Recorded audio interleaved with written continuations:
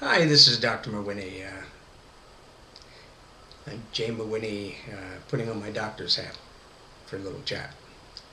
I wanted to talk today about grape and raisin toxicity. I, like most of us, just love raisins and trail mix and fresh grapes and good wine.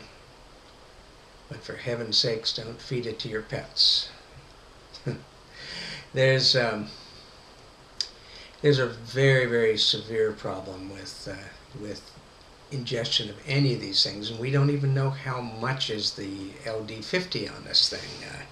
One grape or one raisin potentially could cause it. We really don't know. It's not dose dependent, and 50% of the dogs that ingest it don't show any symptoms, but the other ones go into kidney failure.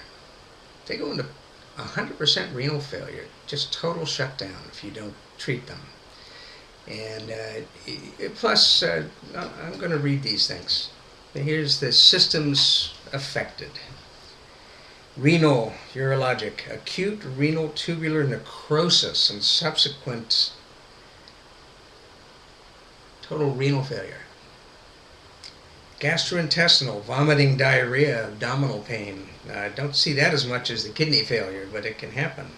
Hepatobiliary, mild elevations in liver enzymes are possible.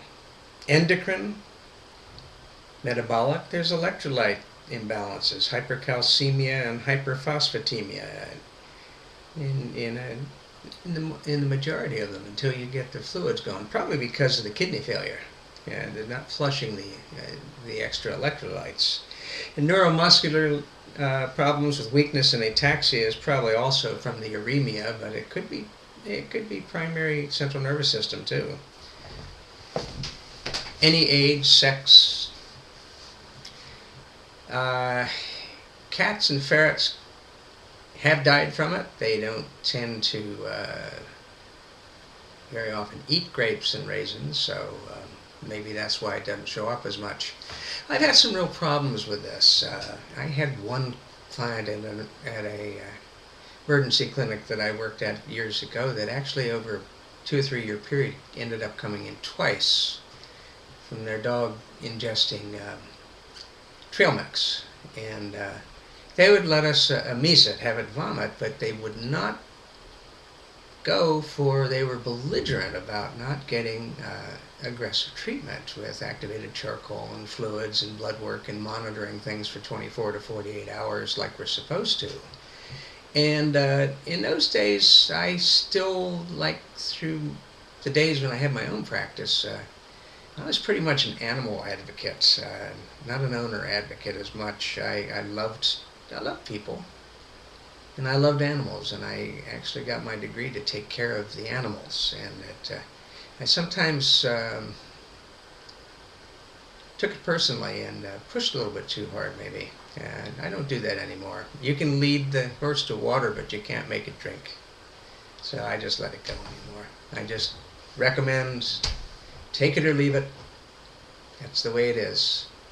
But please, allow proper treatment. The end result, if your dog this time decided to have that kidney failure or is of the 50% that each time may crash and burn,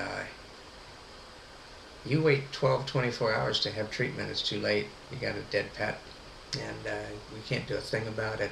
Most of them recover if they're given really fluid diuresis, where we're really pushing the fluids and we monitor the kidney parameters and give diuretics when we need to, like Lasix and things like this, and ride them through until things are normal or that we know they're out of danger. If they're okay for 12 to 24 hours, they're okay. If they're not, they may end up needing treatment 3 or 4 days. Take heed. Be careful. Have a wonderful day and love your pet, because they give nothing but love in return. Take care now.